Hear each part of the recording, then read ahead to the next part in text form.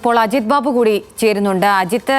അജിത്ത് ഇപ്പോൾ ഏത് ബൂത്തിലാണ് നിൽക്കുന്നത്? നിലമ്പൂരിന്റെ മണ്ഡലം പരിശോധിക്കുകയാണെങ്കിൽ 65-ൽ കുഞ്ഞാലിയിൽ തുടങ്ങിയതാണ് അവിടെ തിരഞ്ഞെടുപ്പ് ചരിത്രം എന്ന് പറയുന്നത്. എന്താണ് മണ്ഡലത്തിലെ ഒരു പൊതുവികാരം അജിത്തിന് മനസ്സിലാക്കാൻ കഴിയുന്നത്? വോട്ടർമാർ എത്തി തുടങ്ങിയിട്ടുണ്ടോ?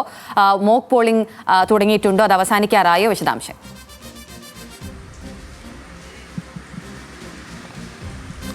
അഖില, ഞാനിപ്പോൾ ഒതായിൽ PV അൻവറിൻ്റെ വസതിയിലാണുള്ളത്.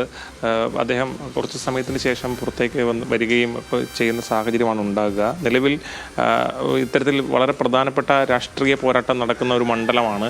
അത്തരത്തിൽ വളരെ മുന്നണികൾ വളരെ പ്രതീക്ഷയോടെ കാണുന്നൊരു തെരഞ്ഞെടുപ്പ് കൂടിയാണത്. പ്രത്യേകിച്ചും ഈ വരുന്ന തെരഞ്ഞെടുപ്പിൽ, പൊതു തെരഞ്ഞെടുപ്പിൽ, നിയമസഭാ തെരഞ്ഞെടുപ്പിലൊക്കെ വിലയിരുത്തപ്പെടുന്ന തെരഞ്ഞെടുപ്പായി ഇത് മാറുമെന്നുള്ള പൊതുവായിട്ടുള്ള ചർച്ചകൾ ഉയർന്നു വന്ന പശ്ചാത്തലത്തിൽ LDFും UDFും വലിയ പ്രാധാന്യത്തോടുകൂടി ഈ തെരഞ്ഞെടുപ്പിനെ കാണുന്നു എന്നുള്ളതാണ് ഇത്രയധികം കേരളത്തിൽ ഈ തെരഞ്ഞെടുപ്പ് ചർച്ചയാകാനുള്ള കാരണം. മാത്രമല്ല, മറ്റ് തെരഞ്ഞെടുപ്പുകളിൽ നിന്ന് വ്യത്യസ്തമായി ഒരുപാട് വിഷയങ്ങൾ ഈ ചുരുങ്ങിയ ദിവസങ്ങൾ കൊണ്ട് ചർച്ച ചെയ്യാൻ കഴിഞ്ഞു എന്നുള്ളതാണ് നിലമ്പൂർ ഉപതെരഞ്ഞെടുപ്പുമായി ബന്ധപ്പെട്ട ഏറ്റവും വലിയ പ്രത്യേകത.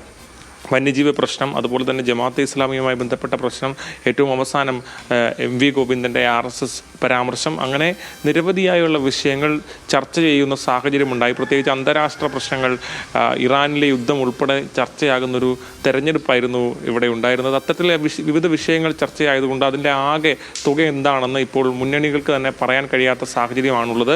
നിലവിൽ 2011 മുതലുള്ള തെരഞ്ഞെടുപ്പുകൾ പരിശോധിക്കുകയാണെങ്കിൽ നേരത്തെ വളരെ UDFിന് വലിയ അപ്പർ ഹാൻഡ് ഉണ്ടായിരുന്ന ഒരു മണ്ഡലമാണ്. പക്ഷേ 2011 തെരഞ്ഞെടുപ്പ് മുതൽ പരിശോധിക്കുമ്പോൾ അവിടെ LDFിന് ഈ മണ്ഡലത്തിൻ്റെ മാറ്റത്തിന് ശേഷമുള്ള 2011 മുതലുള്ള സാഹചര്യങ്ങളിൽ LDFിന് കൃത്യമായ വോട്ട് ഷെയർ 2011 മുതൽ നിയമസഭാ തെരഞ്ഞെടുപ്പുകളിൽ ലഭിക്കുന്ന സാഹചര്യം ഉണ്ടായിട്ടുണ്ട്. ആ സാഹചര്യമാണ് LDFിന് പ്രതീക്ഷ നൽകുന്നത്. 2016-ലും 2021-ലും ഉണ്ടായ വിജയങ്ങൾ അത് വലിയ തരത്തിലുള്ള ആത്മവിശ്വാസം നൽകുന്നുണ്ട്. മണ്ഡലത്തിലെ സ്വരാജ് എന്ന് പറയുന്ന സ്ഥാനാർത്ഥിയുടെ വരവോടുകൂടി ഈ കാര്യത്തിൽ വലിയ തരത്തിലുള്ള LDF ക്യാമ്പിലുള്ള വോട്ടുകളാകെ സമാഹരിക്കാൻ കഴിയുമെന്നുമുള്ള പ്രതീക്ഷയാണ്. പ്രത്യേകിച്ച് യുവാക്കൾ ഉൾപ്പെടെയുള്ളവരുടെ വോട്ടുകൾ സമാഹരിക്കാൻ കഴിയുമെന്നുള്ള പ്രതീക്ഷയാണുള്ളത്. ആ യുവാക്കളിൽ നിന്ന് വലിയൊരു വിഭാഗം വോട്ട് ഇത്തവണ LDFിലേക്ക്